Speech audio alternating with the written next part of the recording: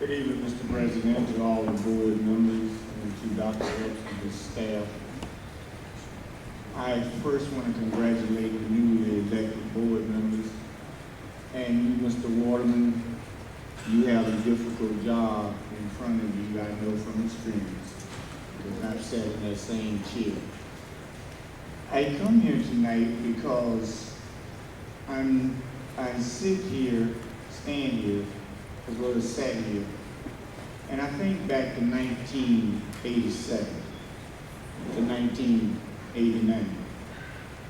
This is how we ended up in state takeover. There was no unity, there was division and dissent. There was no focus on a plan for education, and we bought into Santa Claus lies and Easter Bunny politics. My honest suggestion, from experience on both sides of this mic, is that the first thing, Mr. Waterman, bring your board together and develop a plan for education. A policy for how we're going to stop, as somebody said earlier, the dropout rate. Because you said policy. It is then the responsibility of the superintendent and staff to implement it. I see nothing wrong with the fact that we need to bring in new teachers or replace vacancies, but do we need math teachers or do we need gym teachers?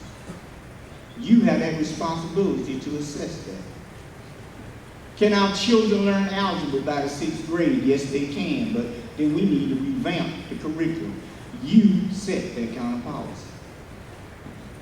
In 3 years, can 85% of our children graduate like George McKenna proved some 20, 30 years ago in the Los Angeles School District?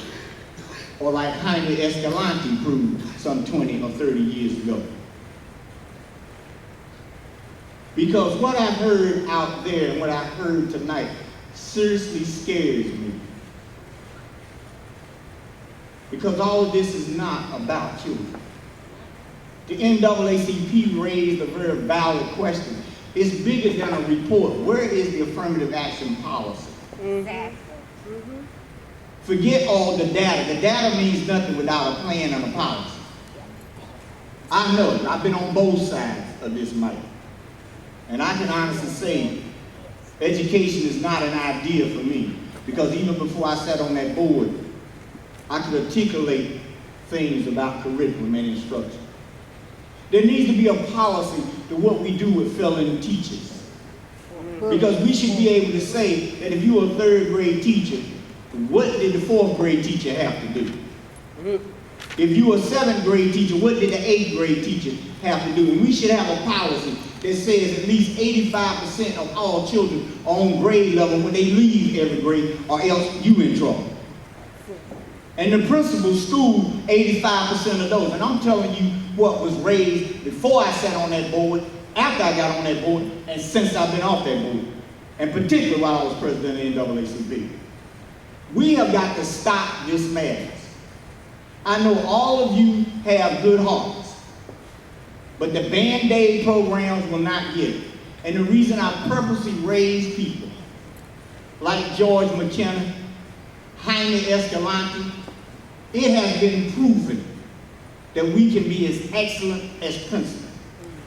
I get upset when people say to me, Jersey City is the best urban school district. I'm not completely crazy about that. Tell me we better than Princeton. There's no reason every one of our schools can't be McNair academic. And for the record, I was reading, what's that downtown magazine? I forget what it's called.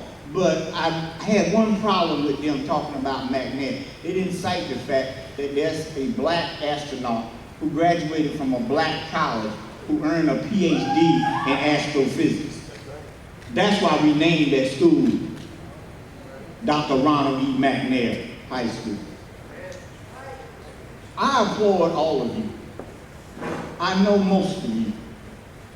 And as far as my parents are concerned, teach my parents about curriculum. Teach my parents about how to evaluate policy. Teach my parents about budget. I'm telling you what we used to do. Because all this other stuff is not parental inclusion. Dr. Epps, God bless you, my brother. You make mistakes and errors just like we all do. But all you can do is do your best, and it's the responsibility of the board to implement policy. They do the governance, you do the administration. To God be the glory. Thank you.